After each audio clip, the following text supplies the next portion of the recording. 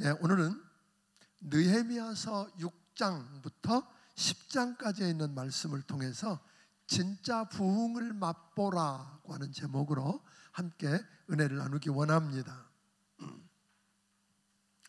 느헤미야는 하나님께서 맡기셔서 그를 통해서 이루기 원하시는 하나님의 비전, 하나님의 비전이요 하나님의 일인 예루살렘 성벽 쌓는 일을 온 백성들에게 동기부여를 해서 함께 연합해서 그 일을 이뤄갑니다.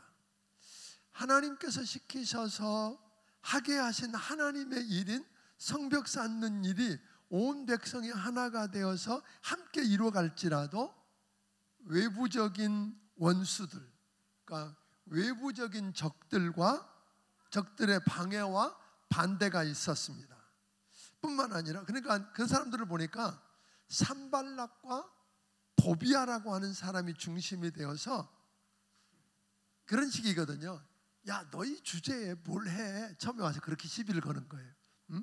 너희가 힘이 있냐? 사람 숫자가 많으냐? 돈이 있냐? 뭐 이러면서 너희가 해봐야 뭘 할 수 있겠어? 라고 조롱하고 업신여깁니다. 그러니까 또 도비아가 나서서 뭐라 그래요?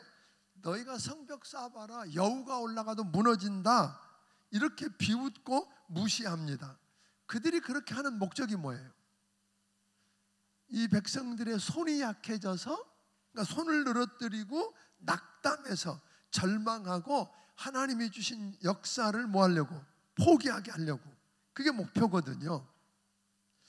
그런데 그래도 저들이 손이 약해지지 않고 계속해서 그 일을 이뤄가니까 이제는 위협하고 공격을 하잖아요. 전쟁을 통해서 그들을 덮치려고 계획을 세우는데 느헤미야가 알아채고 대비를 하고 또 하나님 기도했더니 하나님이 크게 들어오신 하나님, 백성들이 두려워하니까 야, 그들이 아니라 그들을 능히 싸워서 멸하실 수 있는 누구를? 크고 두려우신 하나님을 두려워하자.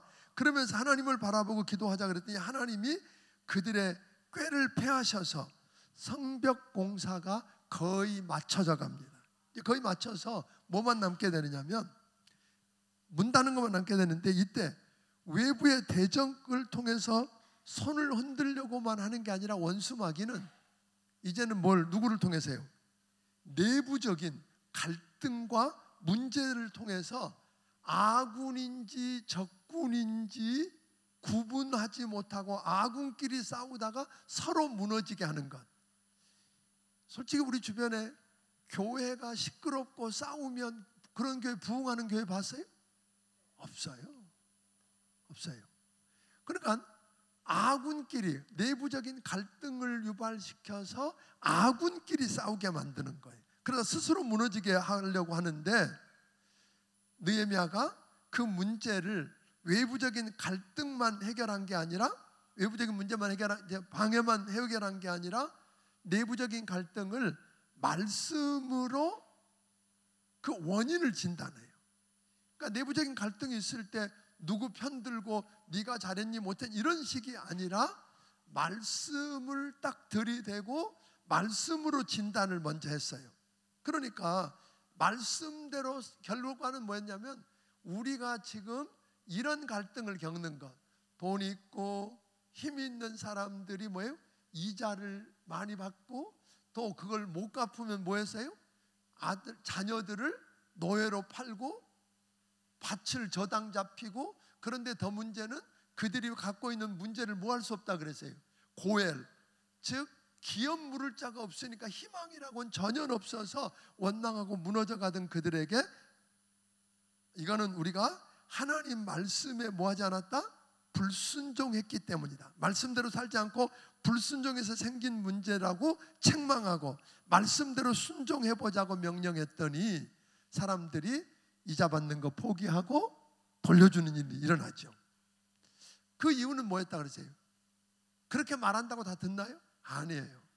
느헤미야 자신이 당연히 누리게 될 특권과 기득권을 포기하고 그렇게 모본을 보였기 때문에 다른 사람들도 그렇게 했다는 거죠. 그래서 결국은 모두가 다 말씀대로 하고 모두를 형제로 여겨서 갈등을 풀어내는 모습까지를 우리는 지난 시간에 보았어요. 자, 6장 1절을 한번 읽고 넘어갑니다. 6장 1절 시작. 산발락과 도비아와 아라비아 사람 게셈과 그 나머지 우리의 원수들이 내게 성벽을 건축하여 허물어진 틈을 남기지 아니하였다 함을 들었는데 그때는 내가 아직 성문에 문짝을 달지 못한 때였더라. 자, 이 문제가 생겨요.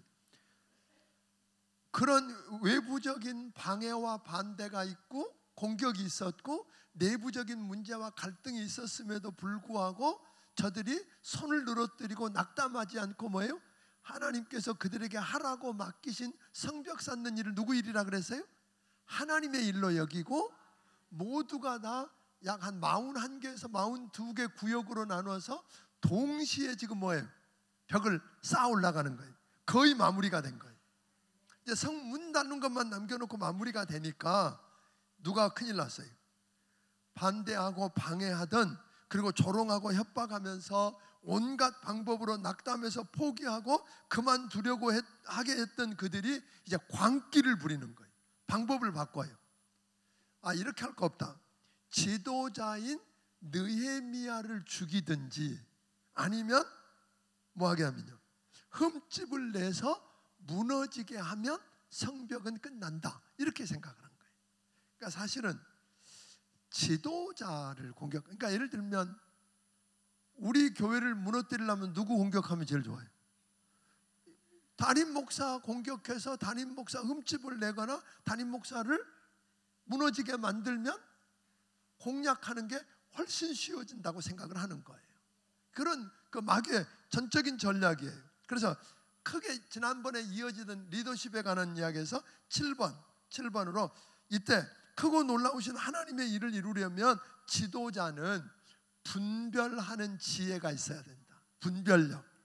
그래서 산발락과 게셈이 이 도비아와 함께 뭐라고 말하냐면 느헤미야에게 사람을 보내서 오노평지 한 촌에서 우리 서로 만나자. 아마 여기는 언급이 없는데 이런 것 같아요. 야, 너 여기까지 성벽 쌓느라고 고생 많이 했어. 수고 많이 했는데 우리 함께 당신 대단한 일 했으니까 위로하고 잔치해 줄게. 뭐 이런 것 같아요. 근데 우리가 참 조심할 거는요, 대부분 사람들이 실패하거나 일이 잘 안 될 때 넘어지는 일은 별로 없어요. 언제가? 잘 될 때, 성공할 때, 그때는 넘어질까 조심해야 돼. 원수마귀가 그때를 녹이는. 그러니까 일이 잘 되어 가니까 느헤미야에게 사람을 보내서 오라 그러니까 느헤미야가 분별을 했어요. 저들의 속내를 간파해요. 너희가 뭐 하려고 그런다? 나 죽이려고 그러지? 딱 간파하고는 이렇게 이야기해요. 나는 사람을 보내서 이 큰 역사, 성을 쌓는 이게 얼마나 큰 하나님의 일이고 큰 역사인지 알기 때문에 이것 제쳐놓고 못 내려가겠다. 그랬더니 그들이 4번씩이나 아주 같은 말로 이야기하는데 끝까지 거절합니다. 이게 쉬워요, 어려워요? 참 어렵죠. 뭐 한 만나서 대접하고 싶다 그러고 이야기해보자 그러는데, 자, 그렇게 했더니 이번에는 뭐라 그러냐면 전술을 그들이 바꿔요. 저들이 헤아려고 한 걸 알고 안 하니까 안 먹히니까 산발랏이 느헤미야에게 편지를 보냈는데 봉투를 봉인을 안 해요. 그러니까 누구든지 읽을 수 있도록 해가지고 뭐라 그러냐면, 내가 보니까 너는 페르시아 왕을 배반하고 이스라엘의 왕이 된다고 그러더라. 그런 소문 났다. 그리고 네가 선지자들을 세워가지고 유다의 왕이 있다고 선전하고 있는데 이 말이 페르시아의 아닥사스다 왕의 귀에 들리면 너 어떻게 되는지 알지? 그렇게 협박을 해놓고 뭐라 그러냐면, 그러니까 우리 만나. 그런 거예요. 우리 만나서 협상하자. 뭐 하라는 거예요? 협박을 해서 안 그러면 이 소문 내가지고 네가 뭐 하게 하겠다고요? 결국은 아닥사스다 왕에게 일러서 네가 반역죄로 처단하겠다는 그런 이야기죠. 그러니까 있지도 않은 거짓말과 악성 루머를 만들어서 퍼뜨립니다. 이런 일들이 그때만 있었어요? 지금도 있어. 지금도. 그러니까 이런 악성 루머를 만들어서 어떻게든지 뭐예요? 음모를 꾸며서 지도자 한 사람, 즉 느헤미야일 수 있지만 우리 시대로 말하면 또 다른 지도자일 수 있죠. 우리 교회로 말하면 나를 무너뜨리는 거죠. 배 목사가 뭐 했대? 그러면 처음에 말도 안 되는 이야기니까 사람들이 뭐라 해요? 말도 안 돼. 처음에 그래요. 근데 또 이야기해봐. 그럼 뭐라 그러겠어요? 그래? 그 다음에 한 번 더 이야기하면 뭐예요? 그랬대. 그리고 이야기하는 거죠. 이런 전술을 썼던 거예요. 그래서 결국은 저들이 목표하는 건 뭐죠? 하나님의 일을 중단하고 하나님의 공동체 재건이 안 되도록 막으려고 했던 거예요. 그래서 블레이크라고 하는 사람은 이렇게 이야기했어요. 나는 누구에게도 치명적인 타격을 가할 수 있는 힘과 기술을 갖고 있다. 나는 상대방을 죽이지 않고도 눌러 이길 수 있다. 나는 가정과 교회와 국가를 파괴한다.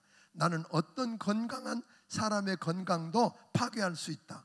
나는 어떤 담대한 사람의 인생도 파괴할 수 있다. 나는 날개를 타고 바다를 여행한다. 순결한 사람도 내게는 무력하며 정의로운 사람도 내게는 무력하다. 나는 진리와 정의와 사랑을 경멸한다. 나는 나의 희생자를 전 역사에, 전 나라에, 전 세계에 갖고 있다. 나는 바닷가의 모래알보다 더 많은 노예를 거느리고 있다. 나는 결코 망각하지 않는다. 나는 결코 용서하지 않는다. 내 이름은 중상모략.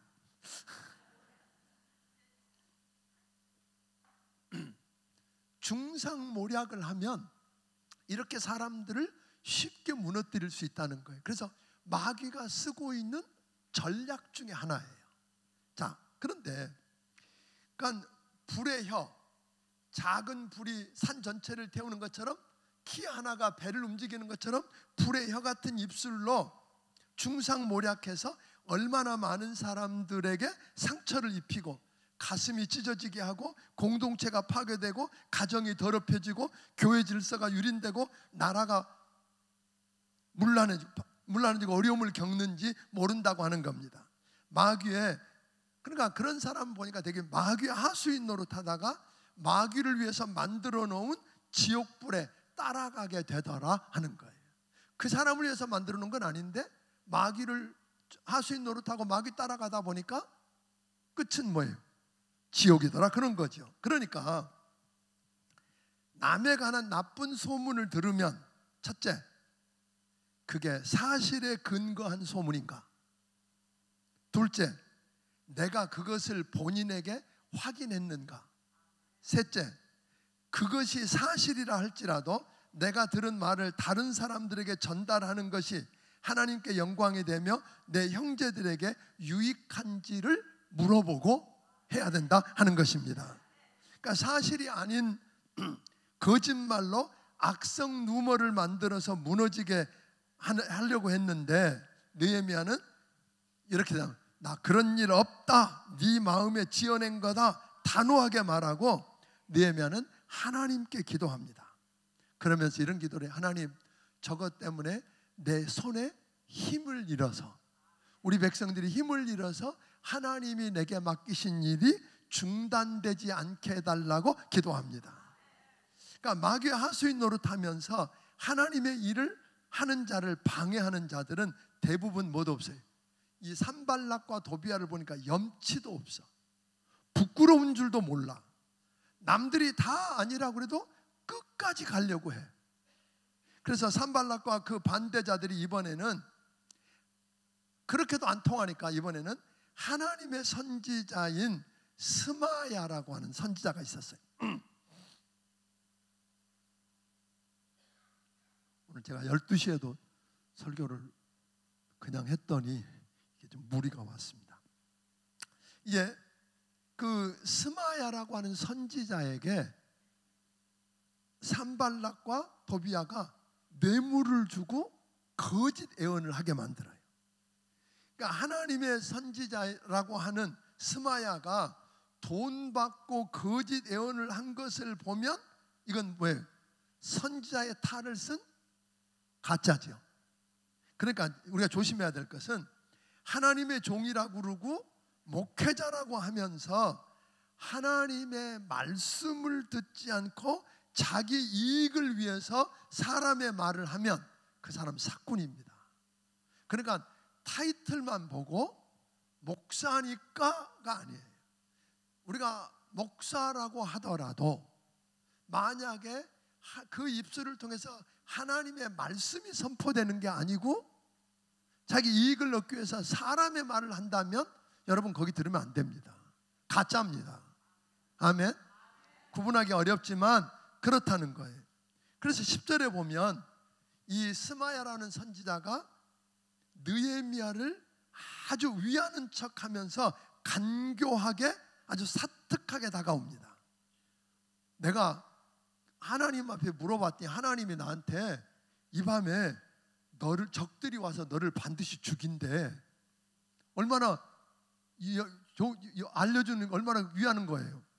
그러니까 너 빨리 하나님의 전 외소, 소위 말하면 제사장 외에는 들어갈 수 없는, 또 들어가면 죽임을 당하는 그곳에 뭐예요? 들어가서 문 닫고 숨어 있어. 그건 너 안전해. 안 죽어도 돼. 이런 거거든요. 그런데 느헤미야는 이걸 분별해냈어요. 이 사람 이렇게 말하는 거 보니까 이거 분명히 가짜다. 그러니까 진짜와 가짜를 분별 못하는 게 순진한 게 아니요. 그게 좋은 게 아니요. 분별해내는 지혜를 구하기를 바랍니다. 지혜가 없으면 꾸짖지 않고 후회 주시는 하나님께 구하라고 했습니다. 그런데 이제 보니까 이 느헤미야는 그런 거예요. 야, 내 목숨을 구하기 위해서 하나님이 금하신 일을 할 수 있느냐? 못해. 그런 거예요. 이게 멋지잖아요. 그러니까 비록 나는 거기 안 들어가 있어. 거기 들어가면 하나님이, 나는 느헤미야는 평신도잖아요. 제사장이 아닌데 내가 들어가서 안 될, 하나님의 말씀을 어기고 들어가서 안 될 그곳에 들어가서 사는 것보다 말씀에 순종하고 죽는 게 낫겠다고 선택하는 거예요. 그래서 안 들어가지요. 근데 나중에 보니까 스마야는 돈 받고 뇌물 받고 가짜로 애원했고, 이런 모습들을 우리가 보게 됩니다. 그러니까 이 느헤미야가 멋진 모습이죠. 느헤미야는 이때 당장 쫓아가서 복수하고 들러없는 대신에 하나님께 나와서 하나님께서 기억해 주시고 하나님이 갚아달라고 하나님께 맡깁니다. 느헤미야는 자기가 평신도잖아요. 그래도 가짜지만 하나님의 종이라고 하는 그를 자기가 해결하려고 하는 게 아니라 하나님께 맡기는, 마치 누구처럼? 다윗처럼 그랬던 것을 보게 됩니다. 그러니까 너무나 괴롭고 힘들었을 겁니다. 그래도 그 문제를 자기가 해결하는 대신에 그 문제를 해결할 수 있는 하나님께 맡기고, 자기는 지금 뭐에 집중하겠다는 거예요? 하나님이 자기에게 시켜서 하라고 하신 성벽을 짓는 일에 집중하기로 합니다. 자, 그랬더니 결국은 하나님이 주신 비전이요, 하나님의 크고 놀라운 일인 성벽 재건하는 일을 52일 만에, 이게 말도 안 되죠. 52일 만에 기적적으로 마치는 주인공이 됩니다. 아멘. 이게 놀랍죠. 자, 그러자 그렇게 방해하던 원수들이 하나님이 그 큰 일을 이룬 줄 알고 두려워하며 낙담하는 모습을 우리가 보게 됩니다. 그런데 17절부터 이제 16절까지는 그랬는데 17절부터 19절까지 부록처럼 이렇게 붙여놓은 게 있어요. 그게 뭐냐면 산발락과 도비아 같은 사람이 그렇게 집요하게 힘있게 역사하면서 방해하고, 하나님의 일을 방해하고 하나님의 그 지도자를, 하나님의 일꾼을 어렵게 할 수 있었던 건 무엇 때문인가? 그 이유는 도비아라고 하는 사람이 유대 지도자들과, 이게 이방인하고 하면 안 되는데 혼인 관계를 맺고 사적인 이익을 위해서 서로 편지를 주고받으면서 내통했다, 그렇게 이야기합니다. 그러니까 우리 안에도 누가 있을 수 있다? 아군인지 적군인지 모르고 사는 사람이 있어요. 네? 교회에 그 문제가 되는 거예요. 아군인지 적군인지도 모르고 분별하지 못하고 살다 보면 우리도 누구의 마귀 편에 서서, 마귀의 하수인 편에 서서 하나님의 사람을 대적하고 하나님의 일을 방해하다가 망할 수 있다. 이게 오늘 6장이 우리에게 가르쳐주는 진리입니다. 7장 크게 7번째로, 지도자는 비전을 이룰 뿐 아니라 그 일이 지속되도록 할 줄 아는 사람이다. 그러니까 느헤미야는 6장까지 하나님이 그를 통해서 이루기 원하시는 비전인 하나님의 크고 놀라운 일인 성벽 재건하는 일을 놀랍게 아주 기적적으로 52일 만에 마무리합니다. 그 많은 반대와 외적인 또 내적인 문제에도 불구하고 크고 놀라운 일 성벽 재건을 마쳤으니까 이제 여러분이라면 어떻게 성벽 재건 마쳤으니까 나 할 일 다 했다 그런 거 아니에요? 이제 끝, 이제 좀 쉬자. 그런데 느헤미야는 그렇게 안 하는 거예요. 그 많은 반대와 내외적인 문제도 불구하고 그건 놀라운 일을 다 마치고 난 다음에 그는 이제 손 놓을 수 없다는 거예요. 느헤미야는 이렇게 이야기합니다. 어떻게 하면 하나님이 나를 통해 이루게 하신 이 성벽이, 이 주신 비전을 정착해서 지켜나가고 지속시킬 수 있겠는가를 생각하는 거예요. 그래서 어떻게 하면 이 성벽을, 무너진 성벽을 건축하는 게 끝이 아니라 다시는 이 성벽이 무너져서 수치를 당하지 않게 할 수 있겠는가까지 생각한 거예요. 이 계속 유지되는 것을 위해서 느헤미야는 먼저 하나님을 경외하고 충성스러운 동생 하나니와 관원이었던 하나냐를 세워서 예루살렘을 다스리게 하고 문지기와 노래하는 자들을 세우고 어떻게 성문을 여닫을 건지, 성을 어떻게 파수하고 지킬 건지, 또 재정을 어떻게 확충해서 자립적이고 효과적으로 운영할 건지, 이런 일들을 쭉 하게 됩니다. 그러면서 하나님이 그 마음에 주신 감동을 따라서 1차, 2차 때 귀환했던 사람들의 명단을 쭉 해요. 어디에 있었냐면 에스라서 2장에 나왔던 것과 비슷한 명단을 다시 공개합니다. 그러면 무슨 이야기냐면 그 누가 왔고 누가 어떻게 그것을 뭐해 갈 건지, 유지해 갈 건지까지 생각을 했다는 거예요. 그리고는 어떤 사람들이 얼마나 어떻게 크고 놀라운 하나님의 역사를 위해서 드렸는지를 언급하는 것으로 7장을 마무리합니다. 8장, 느헤미야는 무너진 하나님의 집을 재건하는 것을 사명을 맡아서 예루살렘 총독에 대해서 돌아왔잖아요. 그런데 여러분, 지난 시간에도 여러분들이 그렇게 이야기했어요. 느헤미야나 에스라는 마찬가지였습니다만 하나님의 집을 재건하는 것이 그들이 하나님께서 그의 비전으로 주셔서 이루게 하신 일인데, 이 느헤미야는 하나님의 집 재건은 성전을 재건축하는 것으로 끝난다고 생각 안 했어요. 성전은 있지만 성벽이 없으면 성전이 보호를 못 받으니까 성벽을 건축하는 일까지다. 그 다음에 성벽을 건축하고는 뭐라 그러냐면 성전이 있고 성벽이 건축되었어도 영적인 내적인 부흥이 없으면 이 하드웨어는 언제든지 무너질 수 있다는 거예요.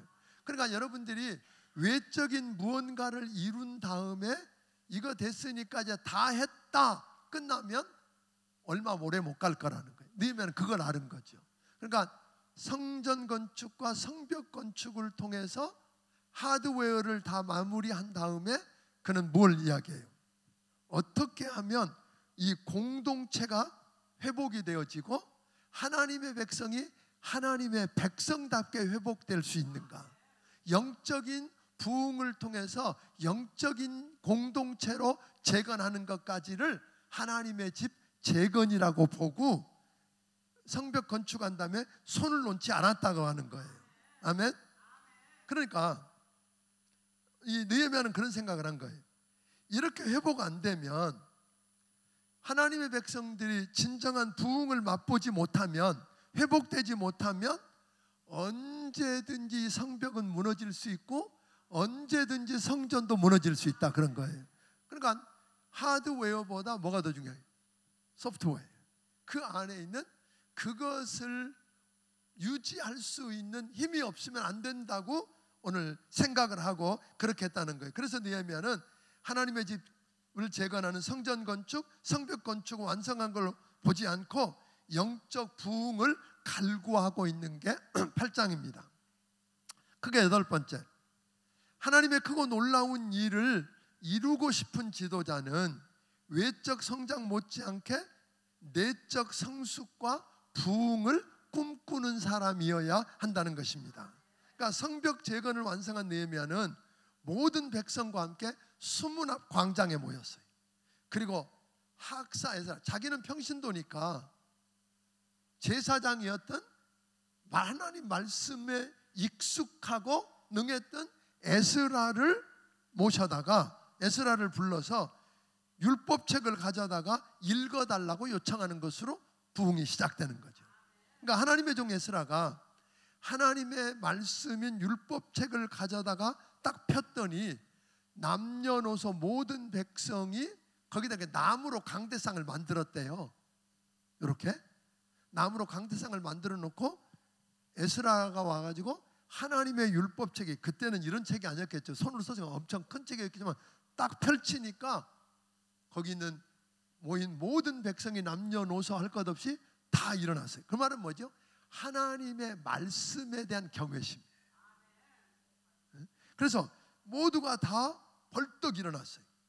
그리고 성경을 읽어주니까 아멘 아멘 하고 귀를 기울여서 들었대요. 근데 그게 끝 아니에요. 그걸로 끝인데 뭐라 그러냐면, 그 에스라 양 옆에 있었던 레위인들을 불러다가 그 뜻을 좀 풀어달라고, 해석해달라고 요청하는 거예요. 우리가 성경 대탐을 하는 이유 아시죠? 여러분들이 성경을 그냥 아마 많이 읽은 분은 1년에도 10번 읽잖아요. 근데 그거 알았더니 다 깨달아져요? 그러니까 역사는 읽어서만 갖고 안 된다는 거예요. 읽고 풀어서 깨닫게 할 때. 그러니까 성경 대탐험에 오면 그나마 지금 여러분들이 에스라, 느헤미야 들으면서 이 전체 역사적인 윤곽을 잡았잖아요. 지도도 보고. 자, 그런 것처럼 말씀을 깨닫게 했더니 온 백성이 울며 회개하고 회개하는 부흥이 일어난 거예요. 그러니까 이게 중요한 거예요. 그러니까 부흥은 어디로부터 온다? 그리고 이제 그 이튿날 보니까 족장들과 제사장과 레위 사람들이 에스라 앞에 또 모여서 하나님이 주신 모세 율법 하신 말씀을 더 밝히 알고 싶다고 가르쳐 달라고 매달리는 거예요. 자, 이런 일들로 시작. 그랬더니 거기 보니까 마침 펼친 곳이 그때가 또 7월이고 초막절에 관한 거였어요. 그러니까 그럼 우리 성경의 초막절에는 집에서 나와서 종려나무 가지나 풀이나 이런 거 가지고 뭐예요? 초막을 짓고 그 안에 일주일 동안 살면서 하나님이 지난 광야 40년 동안 어떻게 저들을 인도하시고 보호하시고 공급해 주셨는지를 생각하며 감사하는 절기잖아요. 아멘. 그래서 우리 그대로 합시다, 그런 거예요. 그러니까 이게 참 멋진 거잖아요. 하나님의 말씀을 아까 벌떡 일어나니까 하나님의 말씀으로 본 거예요. 이 책을. 이게 하나님의 말씀이다. 그러니까 하나님의 말씀을 들을 때 저들은 일어나서 아멘 아멘 하고 들었어요.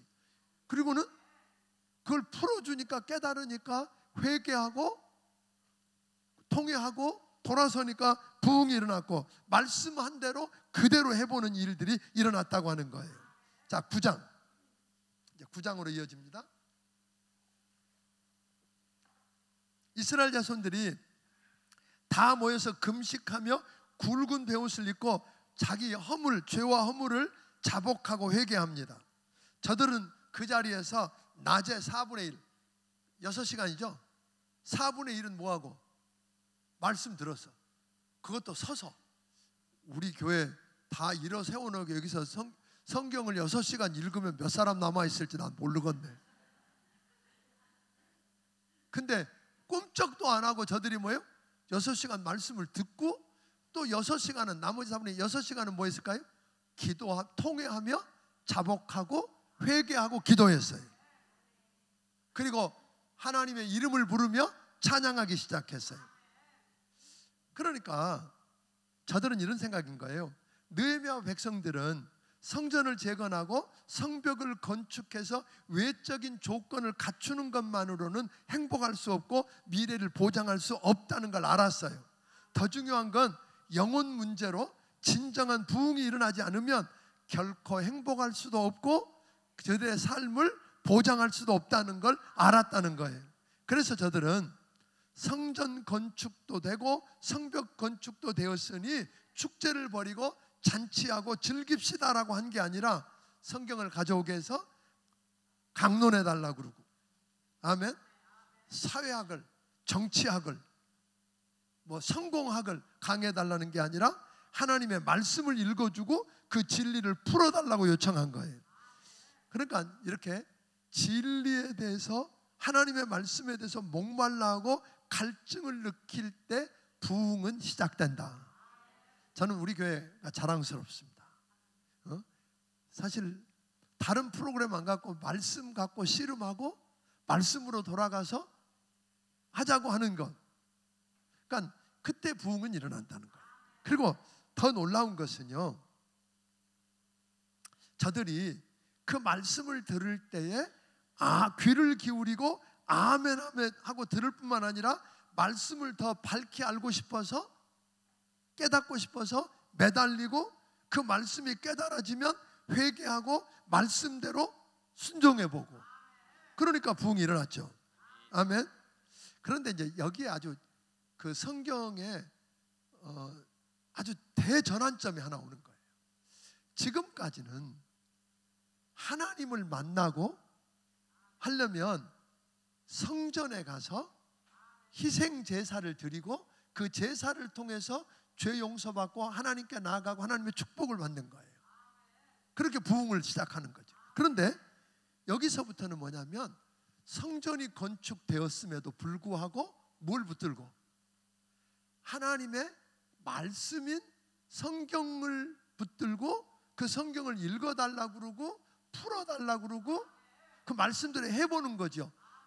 그러니까 이제는 이게 이제 신약으로까지 이어지잖아요. 우리가 그런 신약으로까지 이어지는 토대가 되는 거예요. 그러니까 성경을 통해서 이제는 하나님을 만나는 일이 제사가 아니라 성경 말씀을 통해서 하나님 앞에, 은혜의 보좌 앞에 나갈 수 있는, 그 예수 그리스도를 통해 나갈 수 있는 길이 열렸다 하는 것입니다. 자, 그런 것들을 우리가 하나 볼 수 있는 겁니다. 저들은 이거 말씀을 풀어서 깨닫게 해주고 회개운동이 일어나니까 하나님을 찬양하고 하나님을 만나고, 그래서 부흥이 일어나는 걸 보게 됩니다. 자, 그러므로 사랑하는 성도 여러분, 성경이 하나님의 말씀이라고 여러분 믿으십니까? 정말로요? 여기 있는 이 성경이 하나님의 감동으로 기록된 하나님의 말씀이라고 믿는다면 이 말씀을 읽고 말씀을 공부해서 깨달아질 때 그 말씀대로 한번 살아보겠다고, 순종해보겠다고 그렇게 하나님 앞에 결단해보면 어떨까요? 아멘? 그게 부흥의 시작입니다. 저는 그렇게 해서 우리 안에 역사에 일어났던 그런 부흥이 일어나기를 주의 이름으로 축원합니다. 그러니까 그 말씀대로 순종하면 하나님을 만날 거고 진정한 부흥을 맛볼 거고, 그러면 나도 변화되고 나로 인해서 내가 속한 세상도 변화될 거라는 것입니다. 변할 뿐 아니라 하나님의 크고 놀라운 일이 나를 통해서 이루어지는 기적도 경험하게 될 줄로 믿으시기를 바랍니다. 9장은 계속해서 거기 모여 죄를 고백하고 하나님을 찬양하는 백성들을 대신해서 레위인들이 찬양과 기도를 드리며 하나님의 은혜와 속성에 호소하는 걸 5절부터 37절에 보게 되는데, 하나님이 누구신지, 역사 속에서 그의 백성인 이스라엘을 위해서 무엇을 어떻게 하셨는지를 고백하면서 찬양합니다. 그런데 이제 이렇게 이야기해요. 가만히 보니까 그 선조들이 불신앙 속에서 불순종하고 하나님 앞에 범죄했어도 하나님은 용서하시는 하나님이고 은혜로우시고 긍휼과 인자가 풍부하시고 그래서 버리지 아니하시고 오늘 여기에 이르게 하였다. 그러니까 여러분 그 출애굽서부터 쭉 역사를 이렇게 기록해 놓고 하나님이 어떤 분이고 하나님이 어떻게 우리를 사랑했고 우리가 잘못해서 버려졌을 때 어떻게 다시 은혜로 회복시켜 주셨는지를 보여줬어요. 그 말은 뭐예요? 그렇게 행하신 하나님을 지금까지 행하신 그 하나님으로 말미암아 우리도 뭐예요? 다시는 범죄하지 말고 하나님 말씀으로 돌아가서 하나님 앞에 순종하면 그 하나님이 은혜 베푸실 거다. 또 우리가 잘못해서 갔을지라도 끝났다고 하지 말자. 돌이켜서 회개하면 은혜가 풍성하시고 긍휼이 풍성하신 하나님이 다시 살려주실 거다. 아멘. 그리고는 그렇게 한 다음에 온 백성이 공개적으로 하나님 앞에 서약을 해요. 그렇게 말씀대로 살겠다고. 이런 서약을 하는 걸 보게 됩니다. 10장.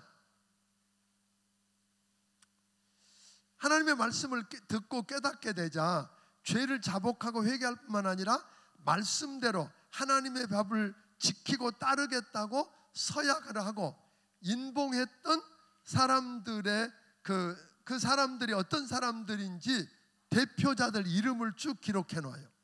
그리고는 재미있는 건요, 우리가 이렇게 이제 할 수 있어요. 회개할 때 하나님 지금까지 제가 지은 죄를 용서해 주세요. 이렇게 회개할 수 있지요. 회개예요, 아니에요? 그게 회개예요, 아니에요? 회개 아니에요. 회개 아닙니다. 그거 둘이 뭉실하게 하나님 죄를 용서해 주세요. 그러면 왜냐하면 회개라고 하는 건 제가 늘 이야기했지만 회개란 회하고 개하는 거다. 회는 뭐예요? 그 죄 때문에 하나님의 마음을 아프게 한 것처럼 아파할 뿐 아니라 개는 뭐예요? 고치는 거예요. 돌이키는 건데 둘이 뭉실했으니까 고칠 수 있어요, 없어요? 못 고쳐요. 그래서 오늘 여기 보면 뭐라고 나와요? 구체적으로 말씀대로 지켜 순종할 수 있도록 이렇게 하는 거예요. 지금까지 하나님을 모르고 믿지 않는 이방인 자녀와 우리 자녀들이 서로 통혼하고 결혼했던 것 이제 뭐예요? 안 하겠습니다. 그리고 안식일도 지키고 안식일 날 뭐 일도 안 하고 안식일을 지킬 뿐 아니라 안식년도 지키고 땅도 쉬게 하고 모든 빚도 탕감해 주고 이렇게 하겠습니다. 그리고 하나님의 전을 위해서 해마다 성전세를 드리고 하나님의 전에서 절기와 해마다 정한 시기에 또 안식일에 드려질 성물을 위해서 하나님의 전을 위해서 쓰여지는 걸 위해서 첫 열매를 하나님께 드리고 짐승의 첫 새끼를 하나님께 드리고 그리고 하나님이 주신 모든 수입 모든 소산물의 10분의 1인 11조를 하나님의 전 곳간에 드리겠습니다 하고 서약을 하는 거예요. 그래서 성전을 섬기는 제사장들과 문지기들과 노래하는 자들이 하나님의 전과 하나님의 일을 버려두지 않게 하겠습니다. 왜냐하면 하나님의 전이 무너지면 예를 들면 11조 안 했더니 거기에 있는 레위인들과 제사장들이 살 수가 없으니까 어떻게 해요? 자기 일을 찾아서 다 도망갔어.